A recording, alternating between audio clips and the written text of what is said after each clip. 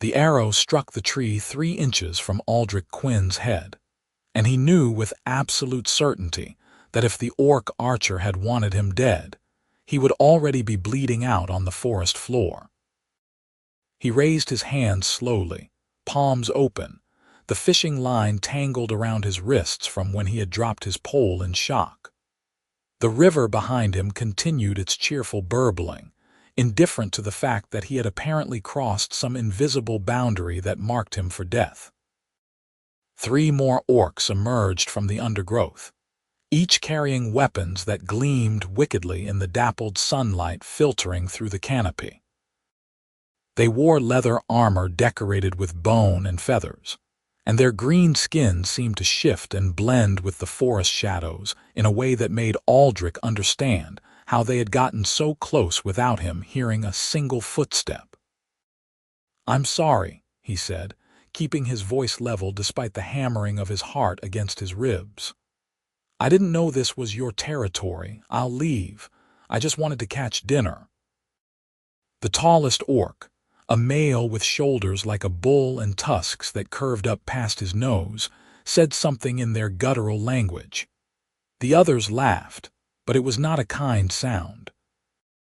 Aldric had been a soldier once, 5 years ago, before he had mustered out and taken his small pension to this remote corner of the kingdom where land was cheap and questions were few. He recognized the look in these orcs' eyes. They had already decided what to do with him. "Wait." The voice came from behind the group, and they parted immediately. The orc who stepped through was female, younger than the others, with intricate braids woven through her black hair and small tusks that barely protruded past her lower lip.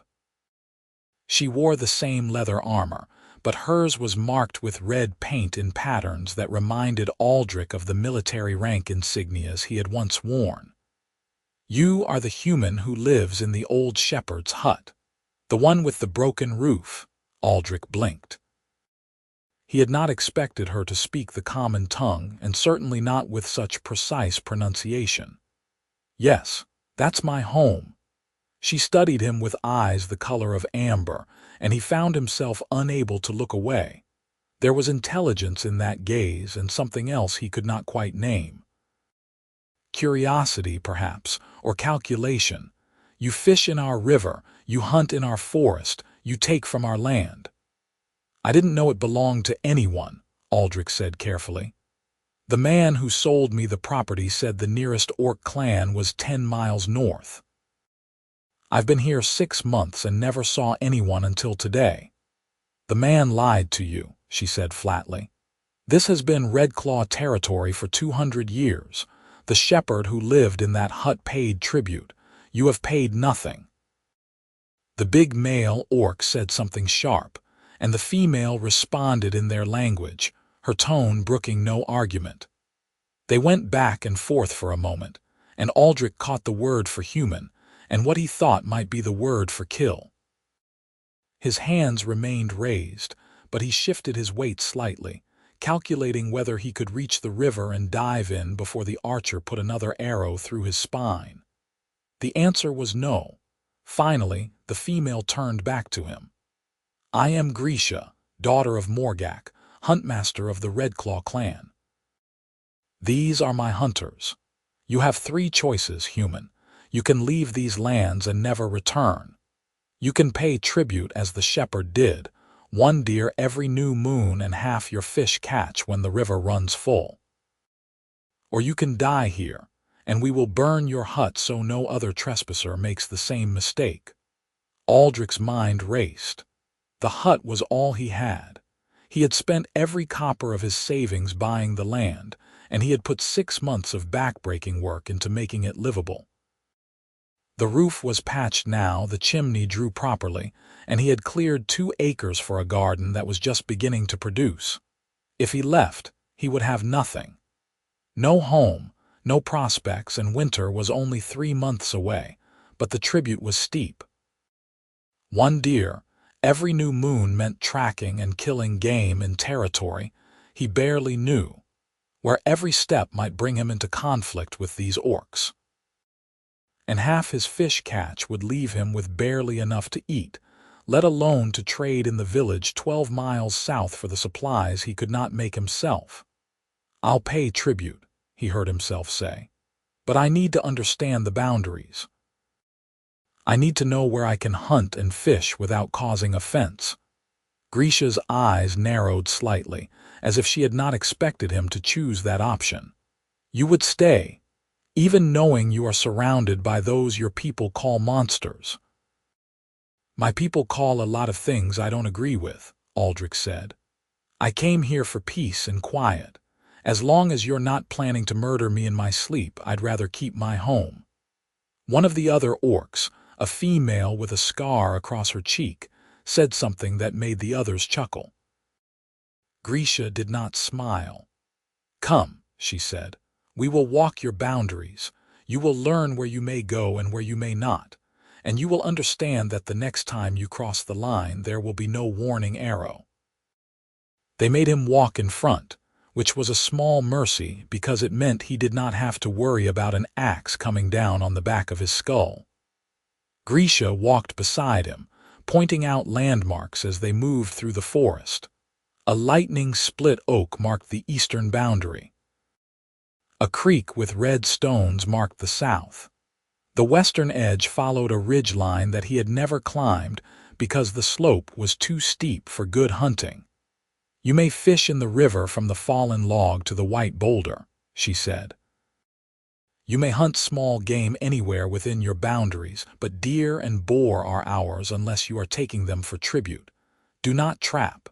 Our young ones run these woods, and we will not have them caught in your snares." "Understood," Aldric said.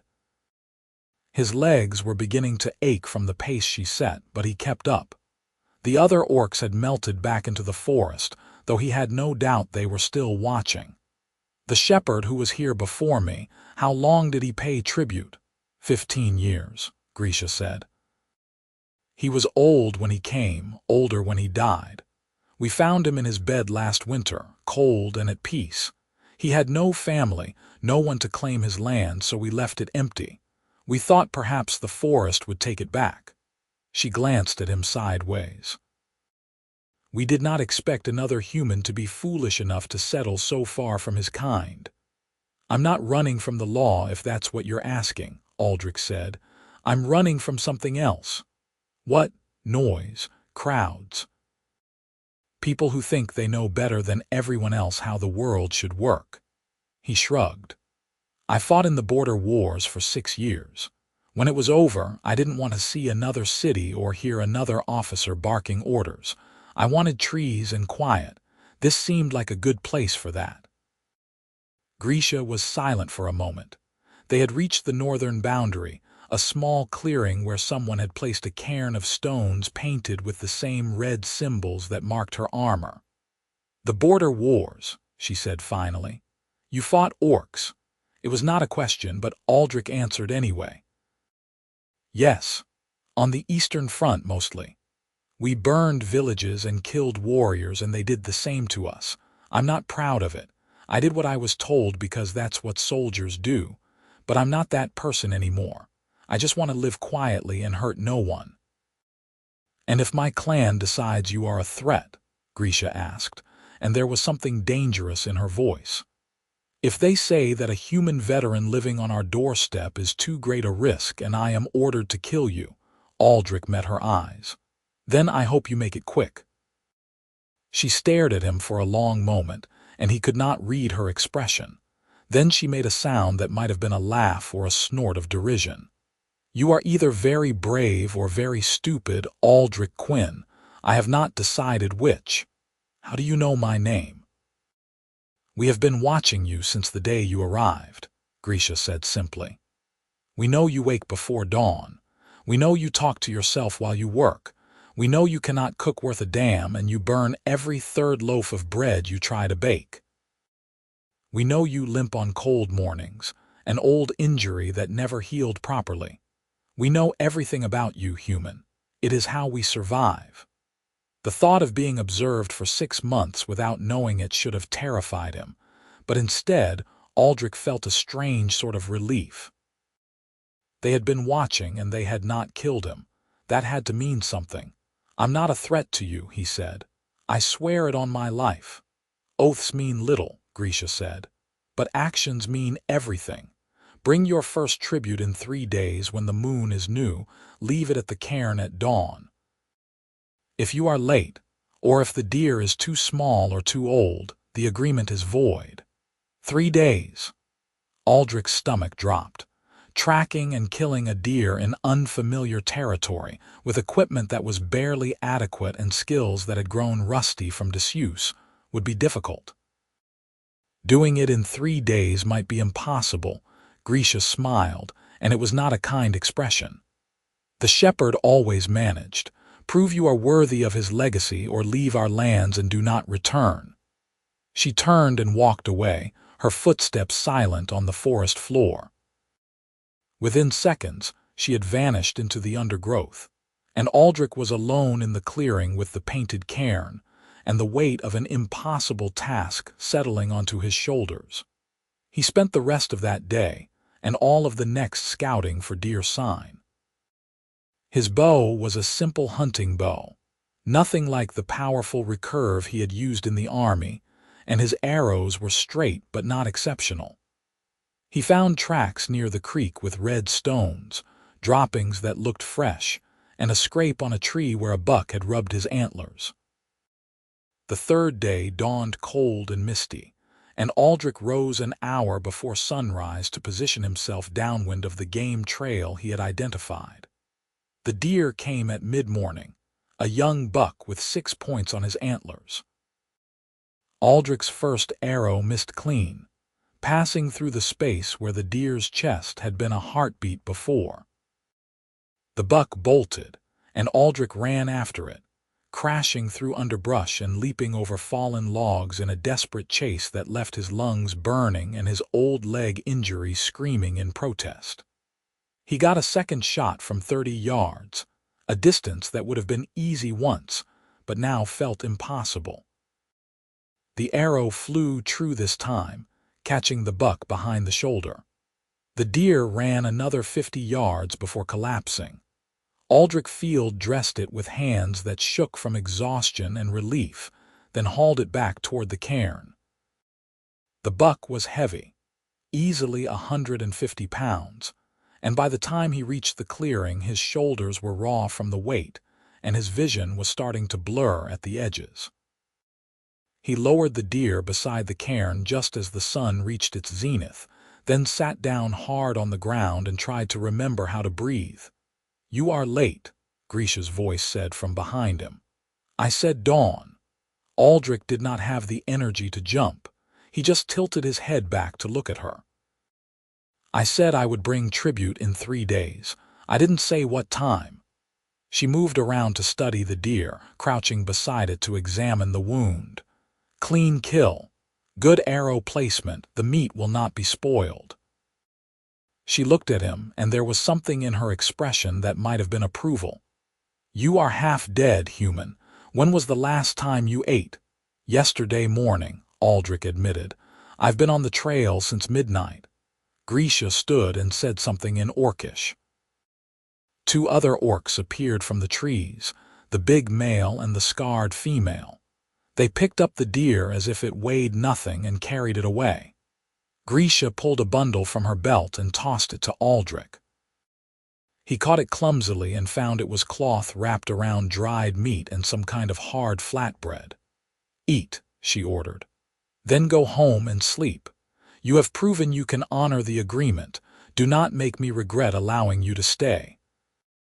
Aldric tore into the food with a hunger that bordered on desperation. The meat was tough and heavily salted, but it was the best thing he had ever tasted.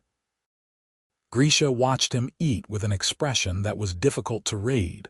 Her arms crossed over her chest and her weight shifted onto one hip in a way that suggested she was prepared to wait as long as necessary. When he had finished, she said, "Your leg, the one you favor. What happened?" "Spear wound," Aldric said. "Went in above the knee and came out the back. The field surgeon was drunk and sewed it up badly. By the time I got to a real healer, the damage was permanent. It doesn't stop me from working, but it hurts when it rains and I can't run like I used to. You ran today, Grisha said. I watched you chase that buck through the forest like a man half your age. Desperation makes fools of us all, Aldric said. He tried to stand and his leg promptly buckled. Grisha caught him before he hit the ground, her hand closing around his upper arm with a strength that was startling. She was only a few inches shorter than his 6 feet, and the muscles in her arm felt like iron under the leather armor. You cannot walk home like this, she said. You will collapse before you make it halfway. I'll rest here for a bit, Aldric said, pulling away from her grip with as much dignity as he could muster. I'll be fine. Grisha's amber eyes studied him with an intensity that made him uncomfortable. Then she did something completely unexpected. She crouched in front of him, reached down and scooped a handful of reddish clay from the edge of the clearing where rainwater had pooled. The clay was smooth and wet, the color of dried blood, and she held it in her palm for a moment as if weighing a decision. What are you doing? Aldric asked. Something foolish, Grisha said. She dipped 2 fingers into the clay and then, before he could react, she reached out and drew them across his forehead in a horizontal line. Then she drew a second line down the bridge of his nose and 2 more on his cheeks. The clay was cool against his skin, and he sat very still, not understanding what was happening but sensing that this was important in a way he could not articulate. When she was finished, she sat back on her heels and looked at him with an expression that was equal parts defiant and uncertain. Now you are clan, she said quietly. Under the old laws, you are under our protection. Any who harm you harm the Redclaw and they will answer to our warriors. But you also owe us your loyalty. You fight for the clan if we call on you. You share your resources in times of need. You become part of something larger than yourself. Aldric raised a hand to his face, feeling the drying clay. His mind was spinning, trying to process what had just happened. I don't understand. I thought I was just paying tribute. I thought I was an outsider who was barely tolerated. You were, Grisha said. But I have decided to be foolish. You are a veteran who knows how to fight. You honor your agreements even when they cost you dearly. You do not lie or make excuses. These are qualities the Redclaw value. And I think perhaps it is time we stopped seeing humans as enemies by default. If we are to share these lands, we must find ways to coexist that go deeper than tribute and boundaries. Your people are going to think you've lost your mind, Aldric said. And mine will probably lynch me if they find out I've been marked as clan by orcs. Probably, Grisha agreed.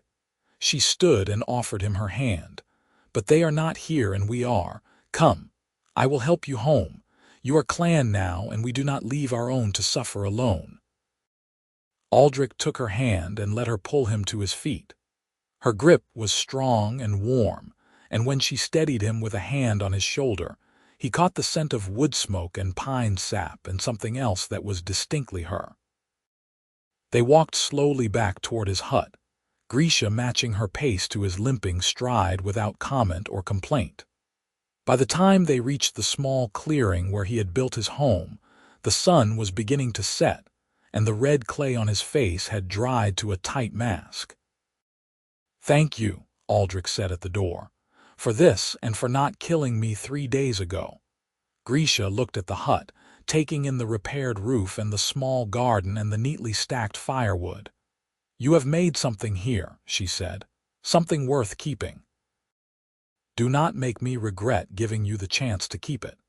She left before he could respond, disappearing into the gathering shadows with the same silent grace she had shown before. Aldric went inside and lit a candle, then found the small mirror he used for shaving. The red clay marks stood out starkly against his sun-weathered skin, geometric and purposeful. He raised a hand to wash them off, then stopped. Grisha had called this foolish, and she was probably right. but she had also called him clan. And there was something about that word that made his chest feel tight and warm in a way he had not experienced in years. He left the marks on his face and fell into bed, asleep, before he had even pulled the blanket over himself. The next morning, Aldric woke to find a basket sitting outside his door.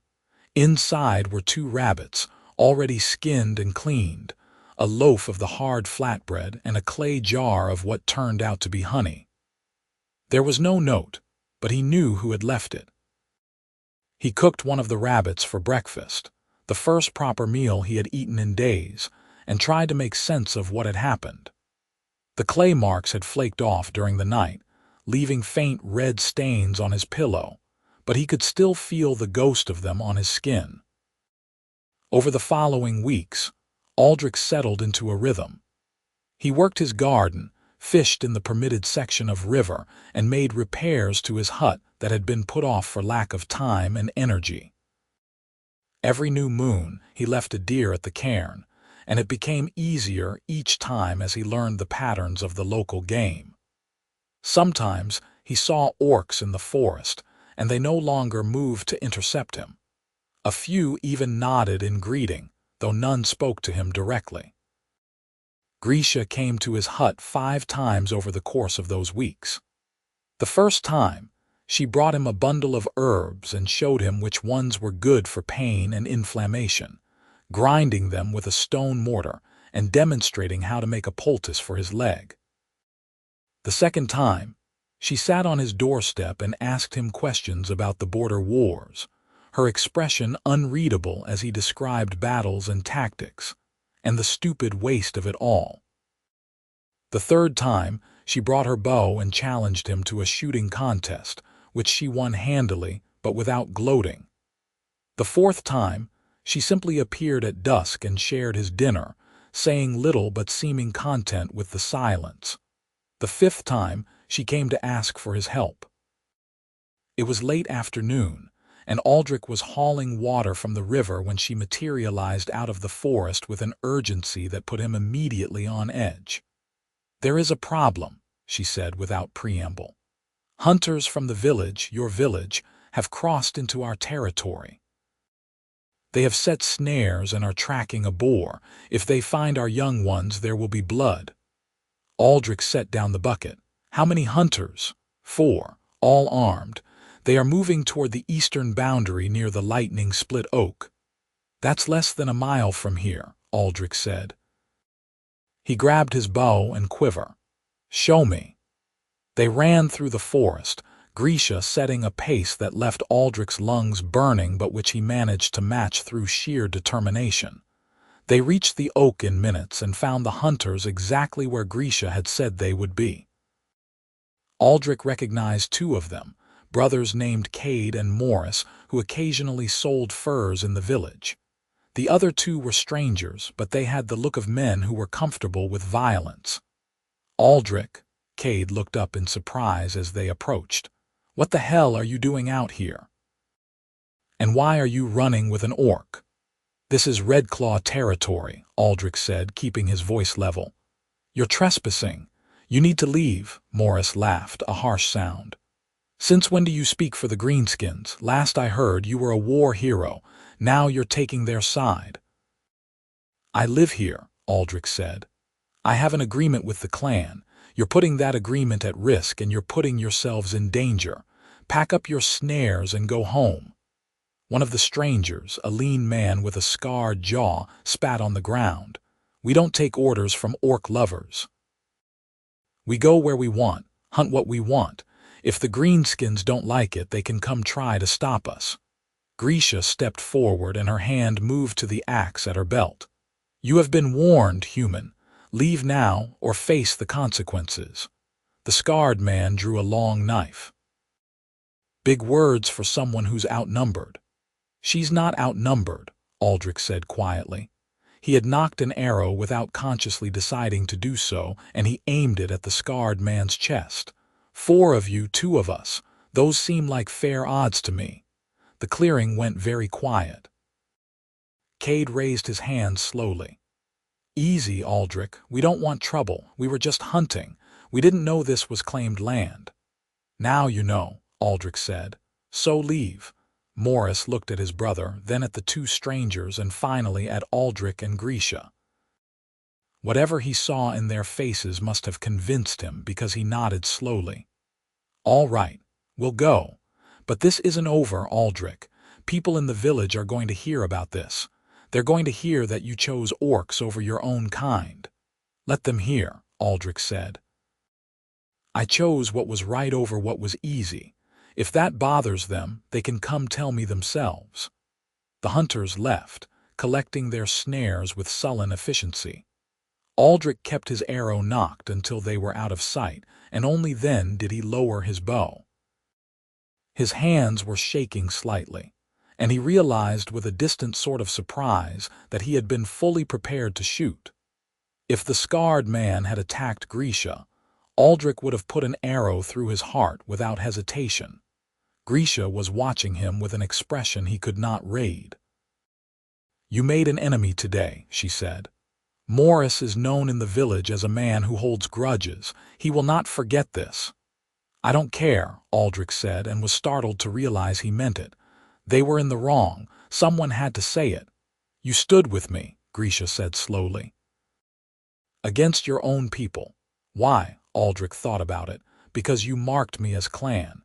Because you've shown me more kindness in a few weeks than most humans have in years. Because it was the right thing to do." He met her eyes. "And because I trust you, Grisha." "I don't know when that happened, but it did." Something shifted in her expression, a softening around the eyes and mouth that made her look younger and more vulnerable. "My father will want to meet you," she said. "He is the clan chief. He will have heard by now what I did, marking a human as clan without permission. It was a serious breach of protocol, but he is a fair leader, and if you speak well, he may accept it. And if he doesn't, then I will be punished, and you will lose the protection I granted you." Grisha's jaw set stubbornly. "But I will argue for you. You have proven yourself worthy. You honor your agreements, you defend the clan's territory, and you are willing to stand against your own people when they are in the wrong. These are the marks of a true clan member, regardless of the color of your skin." Aldric felt that tightness in his chest again, that warm feeling that he was beginning to recognize as belonging. "When does he want to see me?" "Tomorrow at midday. I will come to fetch you." Grisha hesitated, then reached out and touched his shoulder briefly, a gesture that felt both formal and personal. "Thank you, Aldric Quinn, for standing with me today. It will not be forgotten." She left, and Aldric returned to his hut with his mind spinning. He had been in this place for less than 2 months, and his life had already been turned completely upside down. He was marked as clan by an orc tribe. He had threatened human hunters to protect orc territory, and tomorrow he would meet a clan chief who might very well decide that Grisha's decision had been a mistake worth correcting with violence. But beneath the anxiety, there was something else. Excitement, perhaps, or hope. For the first time since leaving the army, Aldric felt like he was part of something meaningful, like his actions mattered to people beyond himself. It was a good feeling, and he held on to it as he prepared for the next day. Grisha arrived promptly at midday, accompanied by 2 warriors who regarded Aldric with expressions of deep suspicion. One was the big male he had met on that first day, and the other was a grizzled orc with gray in his beard and scars that suggested a long life of combat. They did not speak to him, but they flanked him as they walked deeper into the forest, making it clear that he was not entirely trusted. The Redclaw village was hidden in a box canyon, accessible only through a narrow defile that could easily be defended. Aldric counted perhaps 30 structures, a mix of permanent longhouses and temporary shelters made from hides and wood. Orc children stopped their playing to stare as the group passed, and adults emerged from doorways to watch with expressions ranging from curiosity to hostility. Grisha led him to the largest longhouse, its entrance marked with the same red symbols that adorned her armor. Inside, the air was thick with wood smoke and the smell of cooking meat. The space was larger than Aldric had expected, with a central fire pit and wooden benches arranged in a rough circle. At the far end sat an orc who could only be Morgak.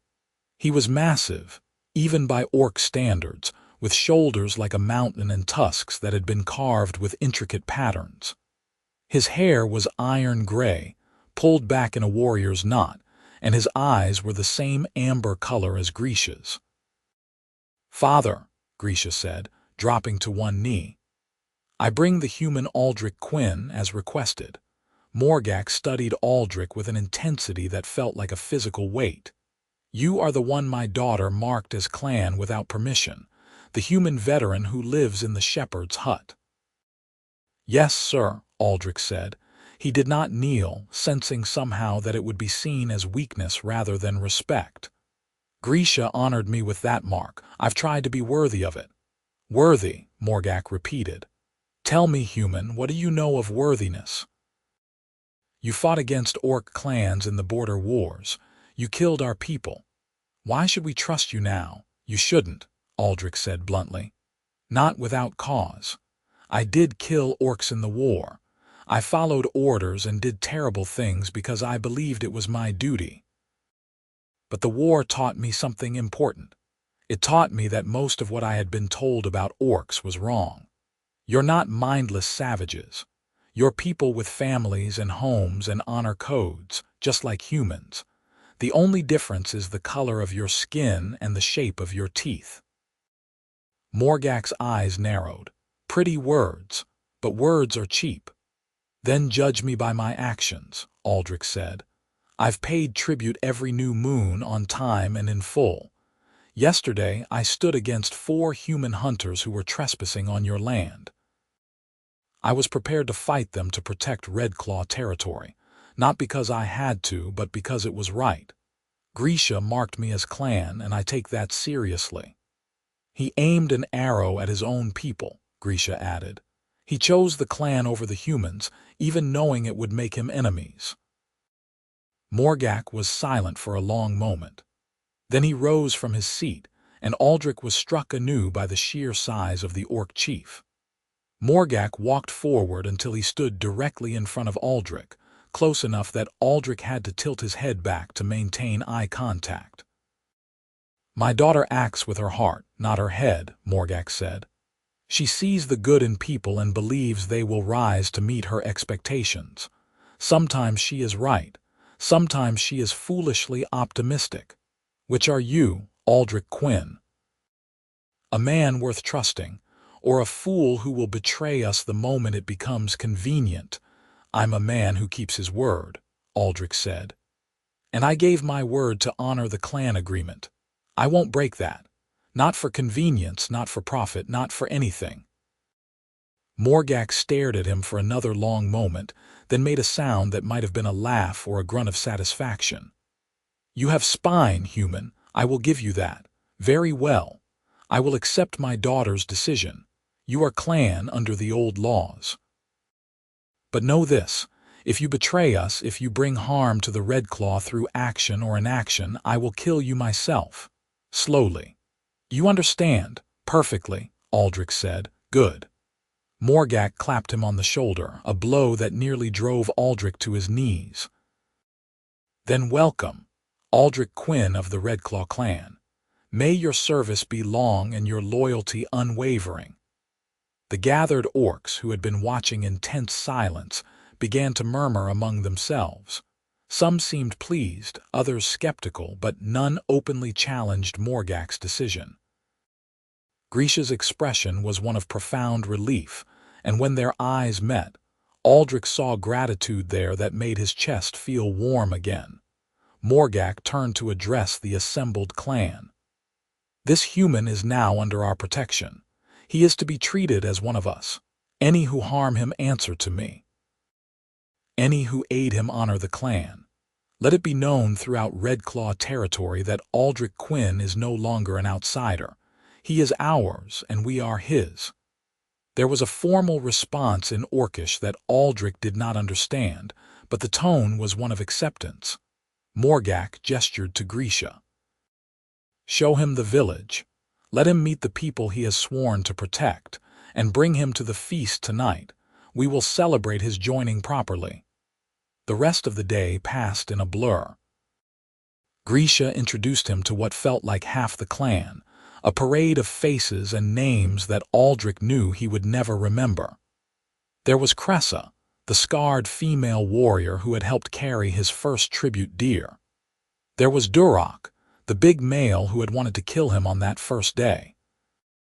There was old Jara, the clan's healer, who examined his leg and made him a salve that she promised would ease the pain. There were children who stared at him with wide eyes, and adolescents who challenged him to arm wrestling contests that he lost spectacularly, and elders who asked him questions about the outside world with a curiosity that surprised him.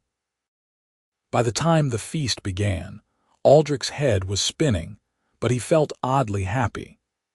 The feast was held in the central square of the village, with a massive fire and more food than seemed possible. There was roasted boar and venison, fish grilled on hot stones, root vegetables cooked in clay pots, and bread that was far better than his own attempts. The orcs ate with gusto and drank from clay vessels filled with a fermented beverage that tasted like honey and fire. Aldric accepted a vessel and took a cautious sip, then a longer drink when it turned out to be surprisingly good. Grisha sat beside him throughout the meal, occasionally translating when someone spoke in Orcish and explaining clan customs that were unfamiliar. She seemed more relaxed than he had ever seen her, laughing at jokes and trading good-natured insults with the other warriors. At one point, she leaned close and said quietly, "Thank you for doing this, for giving my father the chance to see you as I do. I know it was not easy." "It was worth it," Aldric said, and realized he meant it. "I haven't felt this welcome anywhere in a long time. Your people, they're good, Grisha. I'm honored to be part of this." She looked at him with those amber eyes, and something passed between them that made Aldric's breath catch. It was not just gratitude or respect. It was something deeper, warmer, more dangerous. Before he could examine the feeling too closely, someone called Grisha's name and she turned away, but the moment lingered in Aldric's mind like an echo.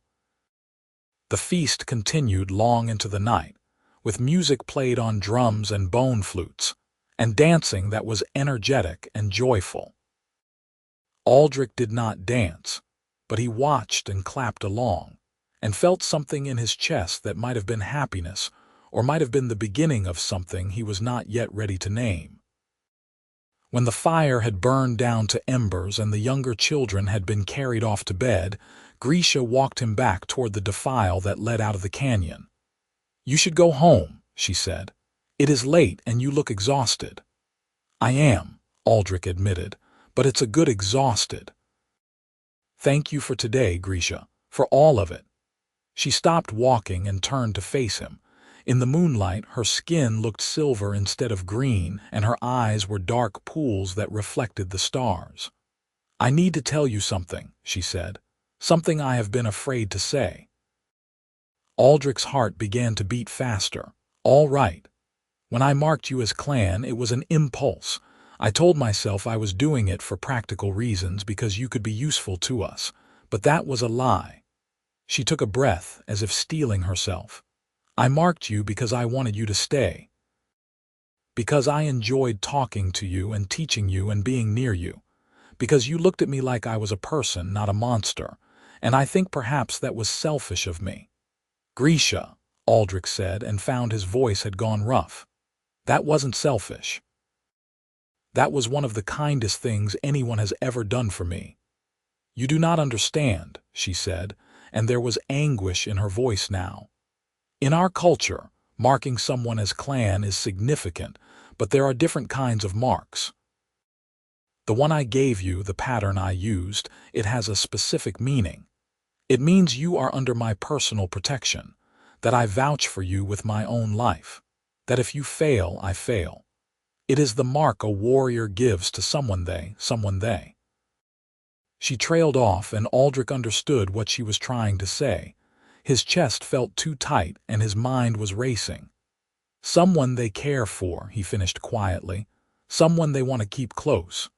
Grisha nodded, not looking at him. It was presumptuous. I had no right. You are human and I am orc, and there are 1,000 reasons why this is impossible. But I needed you to know. I needed to be honest about why I did what I did. Aldric reached out and gently turned her face toward him, his hand cupping her cheek. She was warm under his palm, and when their eyes met, he saw vulnerability there that took his breath away. Grisha, he said, I'm glad you did it. I'm glad you were selfish, because I've been feeling the same way and I didn't know how to say it. You're strong and smart and brave, and when I'm with you I feel like I matter, like I'm part of something important. I don't care that you're orc. I care that you're you. Her eyes widened, and for a moment she just stared at him. Then, slowly, carefully, she leaned forward and pressed her forehead against his. It was not a kiss, but it felt more intimate than any kiss Aldric had ever experienced. They stayed like that for a long moment, breathing in sync, and Aldric felt something in his chest unlock that he had not even realized was closed. This will not be easy, Grisha whispered. My people will question it. Your people will hate it. There will be those who see us as traitors on both sides. I know, Aldric said, but I think it might be worth it, don't you? She pulled back just enough to look at him, and a small smile curved her lips. Yes, she said, I think it might be. They walked the rest of the way to the defile in silence, but it was a comfortable silence, full of possibility. At the edge of Redclaw territory, Grisha stopped and said, Go home, sleep.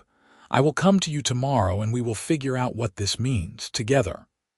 Together, Aldric agreed. He watched her disappear back into the canyon, then made his way home through the dark forest, his heart lighter than it had been in years. The next few weeks were a strange and wonderful time. Grisha came to his hut nearly every day, sometimes staying for hours as they talked and worked side by side. She taught him how to tan hides properly, and he showed her how to repair tools using techniques he had learned in the army. They cooked together, fumbling through recipes that neither of them quite understood, and laughed at the results. They sat by the river and talked about their lives, their dreams, their fears. Aldric learned that Grisha loved the sound of rain on leaves, that she had a younger brother who had died in a hunting accident when she was 15, that she wanted to travel beyond the forest someday, but was afraid to leave her clan. Grisha learned that Aldric had nightmares about the war, that he had never known his father, that he dreamed of building something permanent and lasting that could not be taken away by violence or politics. They did not kiss, not yet. It felt like something that should be approached slowly, with respect for the magnitude of what they were building. But they touched often, casual contacts that felt charged with meaning. A hand on the shoulder, fingers brushing as they passed tools back and forth. Sitting close enough that their legs touched. Each touch was a promise, a confirmation that this was real and they were not imagining it. But the outside world was not content to leave them in peace. 2 months after Aldric had been marked as clan, a delegation from the village arrived at his hut. There were 6 men, including Morris and his brother Cade, led by a gray-haired man named Thuron who served as the village headman. They came armed, and their expressions were grim. Aldric Quinn, Thuron said formally, we need to talk. Aldric had been repairing a section of fence, and he set down his hammer carefully. All right, talk. We've been hearing troubling rumors, Thuron said. About you and the orcs, about how you're living among them now, how you've been marked by them. Some say you've turned your back on your own people. I haven't turned my back on anyone, Aldric said. "I've made an agreement with the Redclaw clan. I pay tribute, I respect their territory, and in return they leave me in peace. That's all." "That's not all," Morris said, stepping forward. "You threatened us, remember? You aimed an arrow at me and Cade to protect those greenskins. You chose them over us." "I chose to prevent violence," Aldric said. "You were trespassing on their land, breaking an agreement that has been in place for years. What did you expect me to do?" "We expected you to remember that you're human," Cade said. "That you fought against orcs, that you know what they're capable of. But instead you're living with them, eating with them, probably sleeping with one of them for all we know." Aldric's hands clenched into fists, but he kept his voice level. "What I do on my own land is my business. I'm not hurting anyone. I'm just trying to live in peace." "Your peace is causing problems for the rest of us," Thuron said. "The orcs are getting bolder. They're ranging closer to the village, watching us. Some people are scared, Aldric. They think you're giving the orcs information about us, about our defenses. They think you're a spy." "That's insane," Aldric said. "I've never told the Redclaw anything about the village. I don't even go to the village unless I need supplies I can't make myself." "Then prove it," Morris said. "Come back to the village, give up this agreement with the orcs, show everyone that you're still one of us." "No," Aldric said flatly. "This is my home, I'm not leaving." Thuron sighed. "Then I'm afraid we have a problem. The village council has voted. You're no longer welcome in the village, Aldric. If you come seeking trade, you'll be turned away. If you come seeking help, you'll be refused. You've chosen to live with the orcs so you can live without us." The words hit Aldric like a physical blow. Being cut off from the village meant no access to metal tools, no cloth, no salt or sugar or any of the 100 small things that made life bearable. It meant isolation so complete that even his self-imposed exile would seem social by comparison. "You can't do that," he said. "I'm not breaking any laws. I have a right to trade." "You have the rights we grant you," Thuron said, "and we're withdrawing them. This is your last chance, Aldric. Come back to the village, renounce the orcs, and you can resume your place among civilized people. Or stay here and take your chances with the monsters." Aldric looked at the 6 men, saw the mixture of fear and anger and self-righteousness in their faces, and felt something in him harden. "Get off my land," he said quietly, "and don't come back." "You're making a mistake," Thuron said. "Maybe," Aldric said, "but it's my mistake to make. Now leave." They left, and Aldric stood alone in his clearing, shaking with anger and something that felt like grief. He had known that aligning himself with the Redclaw would have consequences, but he had not anticipated being completely cut off from human society. It was a drastic move, one born of fear and prejudice, and it left him feeling more isolated than ever. Grisha found him an hour later, sitting on his doorstep and staring at nothing. She took one look at his face and sat down beside him without a word, her shoulder pressed against his. They sat in silence for a long time, and then Aldric told her what had happened. "They are fools," Grisha said when he finished. "You have done nothing wrong." "I've chosen orcs over humans," Aldric said bitterly. "In their eyes, that's the worst thing I could do." "Then their eyes are closed," Grisha said. She took his hand, lacing her fingers through his, and the simple contact steadied him. "You are not alone, Aldric. You have the clan, you have me. We will help you get what you need. You will not suffer because of their fear." "I don't want to be a burden," Aldric said. "You are not a burden. You are clan." She squeezed his hand. "And more than that, you are important to me. I will not let you face this alone." Aldric turned to look at her, saw the fierce determination in her amber eyes, and felt some of the weight lift from his shoulders. "Thank you," he said, "for everything." Grisha leaned her head against his shoulder, and they sat together as the sun set, and the forest came alive with evening sounds. Aldric realized that, despite everything, Despite being cast out by his own people, he felt more at home in this moment than he had in years, because he was not alone. He had Grisha, and he had the clan, and that was enough. The following weeks tested that conviction. Winter was coming, and Aldric had to prepare without access to the supplies he had planned to buy from the village. The Redclaw helped, bringing him furs for warmth and dried meat to supplement his stores. Grisha spent more and more time at his hut, often staying late into the evening, and they grew closer in ways that felt both natural and terrifying.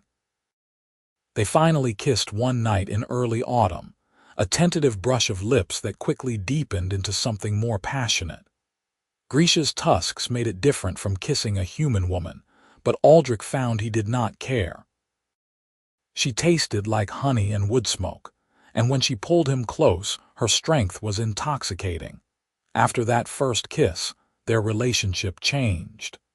They became openly affectionate, and the clan accepted it with varying degrees of enthusiasm. Morgak pulled Aldric aside one day and gave him a long, measuring look. "You care for my daughter," he said. "It was not a question." "I do," Aldric said, "very much, and she cares for you. This is obvious to anyone with eyes." Morgak crossed his massive arms. "In our culture, when two warriors wish to bond, they must prove themselves to each other. They must demonstrate that they are equals, that they can survive together and build something lasting. Has Grisha told you this?" "No," Aldric said. "She hasn't mentioned it." "That is because she is afraid," Morgak said. "Afraid that you will think our customs are strange or that you will refuse. But I am telling you now, human. If you wish to be with my daughter as more than a friend, you must honor our ways. You must complete the trials of bonding." "What do the trials involve?" Aldric asked. Morgak smiled, a fearsome expression. "That is for Grisha to tell you. Ask her, and if you are brave enough to accept, know that you will have my blessing. You are a good man, Aldric Quinn. My daughter could do far worse." That night, Aldric asked Grisha about the trials. They were sitting by his fire, her head resting on his shoulder and his arm around her waist. She stiffened when he brought it up, then sighed. "My father told you," she said. "Of course he did." "He said if I want to be with you, I have to complete them," Aldric said. "So tell me what they are." Grisha was quiet for a long moment. "The trials of bonding are 3, she said finally. "The first is the trial of skill. We must each demonstrate mastery in something that will benefit our life together. Usually, one hunts and one crafts, or one fights and one heals. The second is the trial of endurance. We must survive together in the wilderness for 3 days and 3 nights, with only the supplies we can carry. The third is the trial of vows. We must speak our intentions before the clan and be judged worthy by the elders." "That doesn't sound so bad," Aldric said. "You do not understand," Grisha said. "The trial of endurance is dangerous. We cannot return to the village for any reason. If one of us is injured, the other must handle it alone. If we are attacked by predators or enemy clans, we must defend ourselves. It is meant to prove that we can face hardship together and emerge stronger. Many pairs fail. Some do not return at all." Aldric absorbed this. "But you want to do it. You want to bond with me." Grisha turned to look at him, her eyes reflecting the firelight. "I want to be with you, Aldric. I want to wake beside you and hunt with you and build a life with you. I want to grow old knowing that you chose me and I chose you and nothing could break that. So yes. I want to complete the trials, if you are willing." "I'm willing," Aldric said without hesitation. "I love you, Grisha. I should have said it before now, but I love you. I want to spend my life with you, and if that means completing trials, then let's complete them." Grisha's eyes widened, and then she was kissing him, fierce and desperate and joyful all at once. When they finally pulled apart, she was smiling so broadly that her tusks gleamed in the firelight. "I love you too," she said. I have loved you since the day you stood beside me against the hunters. Maybe even before that, and I will love you until my last breath, Aldric Quinn. They spent the rest of that night talking, planning, dreaming. The trials would not be easy, but they would face them together. And whatever came after, they would face that together too. The trial of skill was scheduled for the following week. Aldric chose to demonstrate his skill with a bow, while Grisha chose to demonstrate her skill in tracking and reading terrain. The entire clan gathered to watch, and Aldric felt the weight of their judgment like a physical pressure. Morgak set up targets at varying distances, some partially obscured by brush or placed at difficult angles. Aldric had to hit 10 out of 12 to pass. His hands were steady as he knocked the first arrow. He blocked out the watching crowd, the whispers, the pressure, and focused only on the target. The arrow flew true, striking dead center. The second, third, fourth arrows all hit their marks. The fifth arrow went wide, catching the edge of the target instead of the center, and Aldric heard murmurs from the crowd. He took a breath, steadied himself, and fired again. Hit, hit, hit. By the time he reached the 12th arrow, he had hit 10 targets cleanly and grazed one. It was enough. Grisha's trial was more complex. She was given a scrap of cloth that had been worn by one of the clan's young hunters and told to track him through the forest. He had a half-day head start and instructions to evade capture. Grisha studied the cloth, scenting it, then set off into the forest with Aldric and several elders following at a distance. She moved like a ghost, reading signs that Aldric could barely see. A broken twig here, a scuffed footprint there, a thread caught on a branch. She tracked the young hunter for 6 hours, moving steadily even as the trail grew cold. Finally, she found him hiding in a hollow tree, and the elders declared her successful. The clan celebrated that night, and Aldric and Grisha were formally recognized as having passed the first trial. Morgak presented them each with a token, a carved bone medallion marked with symbols that represented their skills. "Wear these with pride," he said. "You have proven you are worthy to build a life together. Now comes the true test." The trial of endurance began the next morning. Aldric and Grisha each packed a small bag with supplies, nothing more than bedrolls, fire-starting tools, a single knife, and a water skin. They were not allowed to bring bows or spears, no large weapons that would make survival easy. The goal was to test their ability to work together, to rely on each other's strengths, to endure hardship as a unit. Morgak walked them to the edge of Redclaw territory and pointed north toward the mountains. 3 days, he said. You will find a stone cairn marked with red paint at the base of the 3rd peak. Bring back a stone from that cairn as proof you reached it. Survive, return, and you will have passed. Fail, and you will not be permitted to bond. Do you understand? We understand, Grisha said. Aldric nodded his agreement. Then go, Morgak said, and may the spirits watch over you. They walked north, leaving the familiar forest behind and entering rougher terrain. The land rose steadily, and by midday they were climbing steep slopes covered in loose scree and twisted pines. Aldric's leg ached, but he pushed through the pain, unwilling to slow them down. Grisha set a pace that was challenging but manageable, and they made good progress. That night, they made camp in a sheltered hollow and built a small fire. They had caught 2 rabbits during the day using snares that Grisha fashioned from cordage she carried in her pack, and they roasted them over the flames. The meat was lean and tough, but it was hot and filling, and they ate in comfortable silence. "How is your leg?" Grisha asked when they had finished. "It hurts," Aldric admitted, "but it's bearable. I can keep going." "We do not have to rush," Grisha said. "We have 3 days to reach the cairn. If we need to rest, we rest." "I don't want to slow us down," Aldric said. Grisha reached over and took his hand. "You are not slowing me down. We are a team, Aldric. Your strength is my strength, and your weakness is something we share and overcome together. That is the point of this trial. To prove we can support each other. Aldric squeezed her hand. All right, but if I do slow us down, you tell me. Deal, deal, Grisha said. She leaned over and kissed him, slow and sweet, and Aldric felt the last of his anxiety melt away. They were going to be fine. Together they could handle anything. The second day was harder. They climbed higher into the mountains, and the air grew thin and cold. Aldric's lungs burned, and his leg throbbed with every step, but he kept moving. They reached the base of the third peak by late afternoon, and found the cairn exactly where Morgak had said it would be. The stones were painted with red symbols that matched those on Grisha's armor, and Aldric selected a smooth, flat stone to carry back as proof. We made it, he said, relief flooding through him. We actually made it.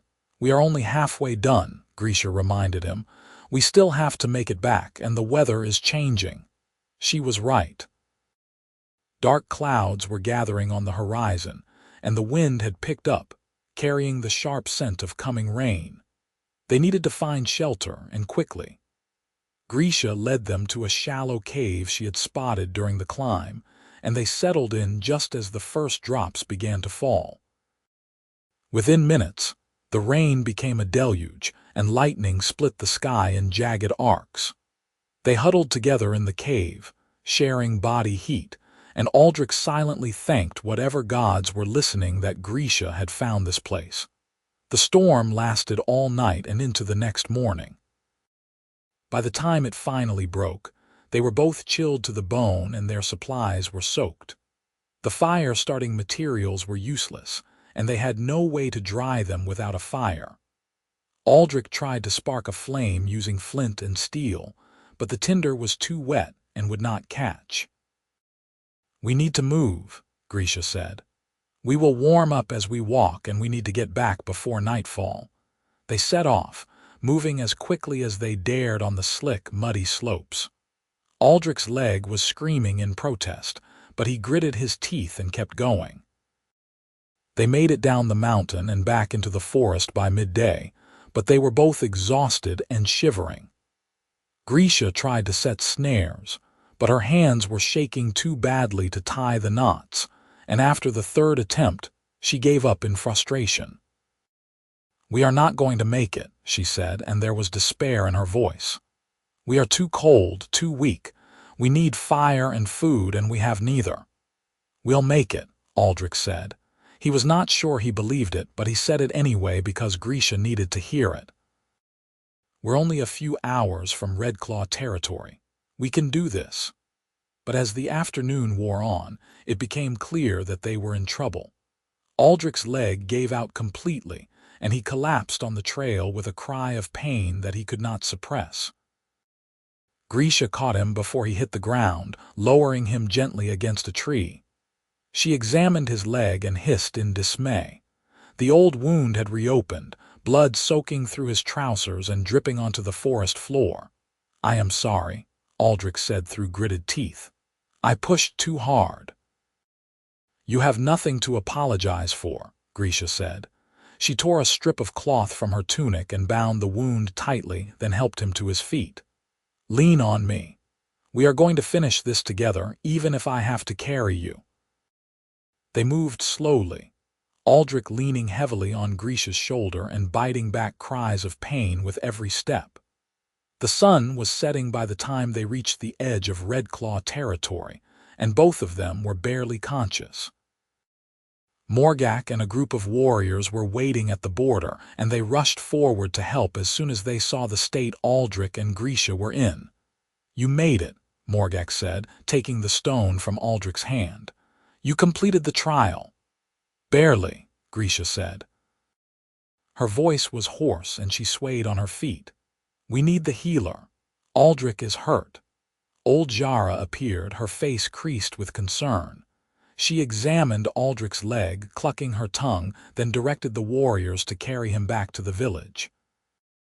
Aldric tried to protest, but his vision was starting to blur at the edges, and he lacked the strength to argue. The last thing he remembered before darkness claimed him was Grisha's hand gripping his, her voice saying, "Stay with me, Aldric, we are so close. Do not give up now." He woke 2 days later in one of the Redclaw longhouses, his leg wrapped in clean bandages and a dull ache throbbing through his entire body. Grisha was sitting beside him, her head pillowed on her arms on the edge of his bed, fast asleep. She looked exhausted, dark circles under her eyes and her hair tangled, but she was there. Aldric reached out and gently touched her shoulder, and she woke with a start. "Aldric," she said, and her voice cracked. "You are awake. Thank the spirits you are awake. How long was I out?" he asked. 2 days. Jara said you lost a lot of blood and the cold and exhaustion made it worse. She was not sure you would wake.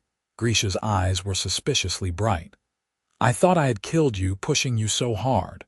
"You didn't kill me," Aldric said. "I'm still here. We both are." He struggled to sit up and Grisha helped him, adjusting pillows behind his back. "Did we pass? Did we complete the trial?" "Yes," Grisha said. "My father declared it so. We reached the cairn, we survived, and we made it back. We passed." Relief flooded through Aldric, so strong it made him dizzy. "So what's next? The trial of vows?" "Yes, but not until you are healed." Grisha took his hand, cradling it between both of hers. "We have time, Aldric. We do not have to rush." "I don't want to wait," Aldric said. "I've waited long enough. I want to bond with you, Grisha. I want everyone to know that we belong to each other." She smiled, and it was the most beautiful thing he had ever seen. "Then, as soon as you can stand, we will speak our vows, and nothing will ever separate us again." It took another week before Aldric was strong enough to walk without pain, but finally the day came. The entire clan gathered in the central square, forming a circle around Aldric and Grisha. Morgak stood at the head, flanked by the clan elders, and his expression was solemn. "Aldric Quinn, human of no clan, and Grisha, daughter of Morgak, you have completed the trials of bonding," Morgak said in a voice that carried across the square. "You have proven your skill, your endurance, and your commitment to each other. Now you must speak your vows before the clan and be judged worthy. Aldric, you will speak first." Aldric took a breath and looked at Grisha. She was wearing new leather armor, the hide dyed a deep crimson and marked with symbols that he now recognized as blessings and protection. Her hair was braided with bone beads and her eyes were bright with emotion. She was stunning and she was his. "Grisha," he began, his voice steady despite the nerves. "When I came to this place, I was running from my past. I was alone and lost, and I thought I would always be that way. But then you found me, and you gave me a chance when you had every reason not to. You marked me as clan, and you showed me what it means to belong. You are strong and brave and kind, and I love you more than I thought it was possible to love anyone. I vow to stand beside you, to protect you, to support you in all things. I vow to be your partner in joy and in hardship, in peace and in conflict. I vow to honor the Redclaw clan and to raise any children we have with pride in their heritage. And I vow to love you, Grisha, until my last breath and beyond." There were murmurs of approval from the gathered clan, and Morgak nodded. "Well spoken. Grisha, it is your turn." Grisha's voice was strong and clear. "Aldric, you came to us as an outsider, and you have become one of us through your actions and your heart. You have shown me that humans are not all monsters, that there are those among you who value honor and loyalty above fear and prejudice. You have made me laugh and made me think and made me believe that love can cross any boundary if it is strong enough. I vow to stand beside you, to protect you, to support you in all things. I vow to be your partner in joy and in hardship, in peace and in conflict. I vow to teach you our ways and to learn your ways in turn, and I vow to love you, Aldric, until my last breath and beyond." Morgak raised his hands. "The vows have been spoken. Does any among the clan challenge this bonding? There was silence. No one spoke, and Aldric felt a surge of gratitude so strong it threatened to overwhelm him. Morgak smiled, a genuine expression of warmth. Then, by the laws of the Redclaw clan, I declare you bonded. Grisha and Aldric, you are now one unit, one family, one heart. May your bond be strong and your lives be long. The clan erupted in cheers, and suddenly Aldric and Grisha were surrounded by well-wishers, their backs pounded and their hands shaken. Someone thrust a clay vessel of the honey fire drink into Aldric's hand, and he drank deeply, laughing as Grisha did the same. They were bonded, they were together, and nothing could take that away. That night they returned to Aldric's hut, which now felt like their hut. Grisha had moved most of her belongings in over the past weeks, and the space was a blend of human and orc, practical and comfortable. They lay together in the narrow bed, wrapped in each other's arms, and Aldric felt a peace that he had never known before. "What do we do now?" he asked quietly. "We live," Grisha said simply. "We wake each day and we work and we love each other. We face whatever comes together. That is all there is, and it is enough." "It's more than enough," Aldric agreed. He kissed her forehead, her cheeks, her lips, and she responded with a passion that made his heart race. They made love slowly, tenderly, learning each other's bodies and finding joy in the connection. And when they finally fell asleep, tangled together and completely content, Aldric knew that he had found something he had been searching for his entire life. He had found home, the seasons turned, and life settled into a rhythm. Aldric continued to hunt and fish, and Grisha continued her duties as huntmaster. They worked on expanding the hut, adding a second room and reinforcing the walls for winter. The Redclaw clan accepted them fully, and Aldric found himself becoming part of the community in ways that still surprised him. He taught some of the younger orcs how to use a bow properly, and in turn, they taught him their language and their customs. He learned to cook orc style, using spices and techniques that were completely foreign but delicious. He learned their songs and their stories, and he told them stories of the human world in return. But the peace did not last forever. 6 months after the bonding, a group of human soldiers arrived in the region.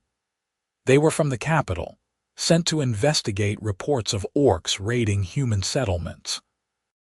The accusations were false, fabrications spread by people like Morris and Cade who wanted to stir up trouble, but the soldiers did not care about truth. They cared about orders. The soldiers set up camp near the village and began conducting patrols through the forest. It was only a matter of time before they encountered the Redclaw. Morgak called a council and Aldric was invited to attend. The mood was tense, the air thick with the threat of violence. "These soldiers are a danger to us," one of the elders said. "They seek any excuse to attack. We should strike first, eliminate the threat before they can call for reinforcements." "That would only confirm their fears," Aldric said. "If you attack, they'll send more soldiers. This will escalate into a war that no one can win." "Then, what do you suggest, human?" Duroc asked, his tone challenging. "That we hide and hope they leave. I suggest we talk to them," Aldric said. "I'm human, I was a soldier. Maybe I can make them understand that the Redclaw are not a threat." "They will not listen," Grisha said. "Humans see orcs as monsters. They will not care what you say." "Maybe," Aldric said, "but we have to try. Because if we don't, people on both sides are going to die, and I don't want that blood on my hands." Morgak considered this for a long moment. "Very well," he said finally. "You may go to the soldiers and speak with them. But you will not go alone. Grisha will accompany you, as will Duroc. If they attack, you will defend yourselves, and if they refuse to listen, we will prepare for war." The next day, Aldric, Grisha, and Duroc walked to the soldiers' camp. The guards challenged them immediately, weapons drawn, but Aldric raised his hands and called out, "I'm human. My name is Aldric Quinn, formerly of the 5th Border Legion. I need to speak with your commanding officer." The guards exchanged glances, then one of them hurried into the camp. A few minutes later, a tall man in officer's insignia emerged. He was perhaps 40, with graying hair and a scar that ran from his temple to his jaw. His eyes were hard as they took in Aldric and the two orcs. "Aldric Quinn," the officer said. "I know that name. You mustered out 5 years ago after the treaty was signed. What are you doing here, and why are you traveling with greenskins?" "I live here," Aldric said, "on land that borders Redclaw territory. I have an agreement with the clan. They're not raiders, Captain. They're peaceful people who just want to be left alone." The captain's eyes narrowed. "Reports say otherwise. We've had multiple complaints of orc activity, stolen livestock, and threats against human settlers." "The reports are lies," Aldric said bluntly. "Spread by people who hate orcs and want an excuse to drive them out. The Redclaw haven't raided anyone. I've been living here for over a year, and I've seen no violence from them. And we're supposed to take your word for that." The captain looked Aldric up and down, and his lip curled. "You're marked by them. You've gone native. Why should we believe anything you say?" "Because I'm telling the truth," Aldric said. "And because if you attack the Redclaw based on false information, you'll start a war that will cost lives on both sides. Is that what you want?" The captain was silent for a moment, then he said, "The orders come from the capital. I don't have the authority to ignore them." "Then send a message to the capital," Aldric said. "Tell them the reports are false. Tell them the situation is under control and there's no need for military action. Buy us time to prove that the Redclaw are not a threat." "And if I refuse, then people die," Aldric said, "and their blood is on your hands." The captain stared at him, then at Grisha and Duroc. Finally, he sighed. "I'll send the message, but I'm not making any promises. If the capital orders us to act, we'll act, and if you're caught in the middle, that's your choice." "Understood," Aldric said. "Thank you, Captain." They left the camp, and Aldric felt the tension drain out of him. It was not a perfect solution, but it was a start. They had bought time, and time was what they needed. Over the following weeks, Aldric worked tirelessly to improve relations between the Redclaw and the humans.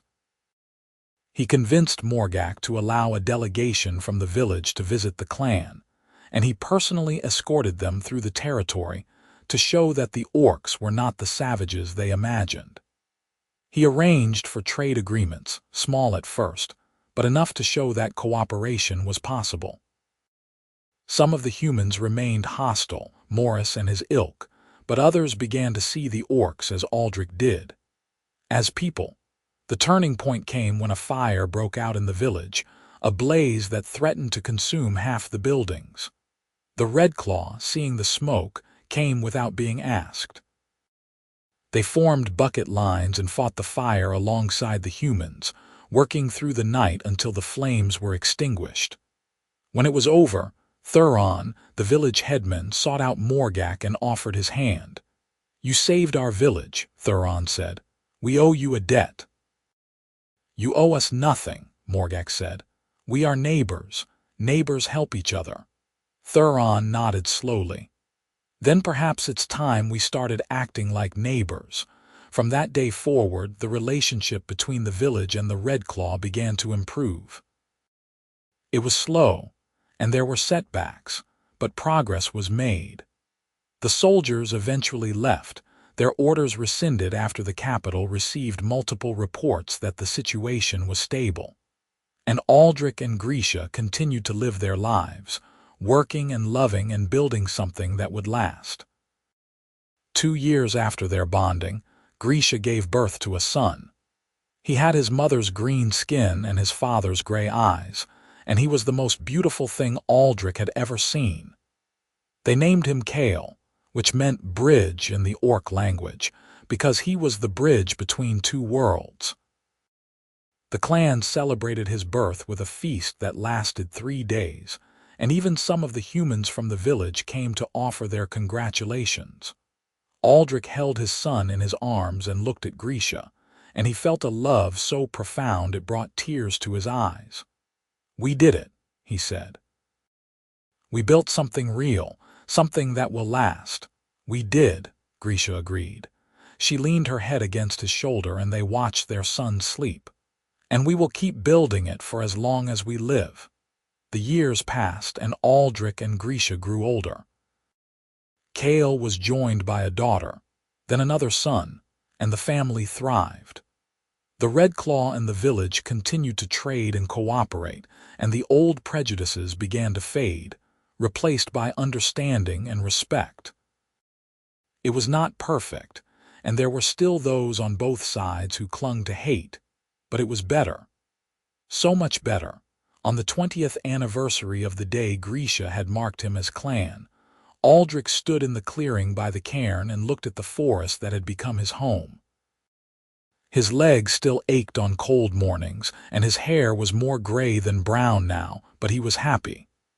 He was part of something larger than himself, something meaningful and good. He had a family, a community, and a purpose. He had everything he had ever wanted and more than he had ever dared to hope for. Grisha appeared beside him, moving with the same silent grace despite the years. She took his hand, her grip still strong, and together they stood in comfortable silence. "Do you ever regret it?" she asked finally. "Choosing this life, choosing me?" "Never," Aldric said without hesitation. "You saved me, Grisha. You gave me a home and a family and a reason to keep going. I love you more today than I did 20 years ago, and I'll love you more tomorrow than I do today. That's the truth." She smiled, and it was the smile that had captured his heart so many years ago. "And I love you, Aldric Quinn, my human, my partner, my heart." They walked back to the village together, hand in hand, as the sun set behind the mountains and painted the sky in shades of gold and crimson. Behind them, the cairn stood silent and strong, a marker of boundaries that had been crossed and barriers that had been broken. And ahead of them, their family waited, a testament to the power of love to bridge any divide. Aldric had come to the forest running from his past, but he had found his future instead. He had found home, and he would never leave it again.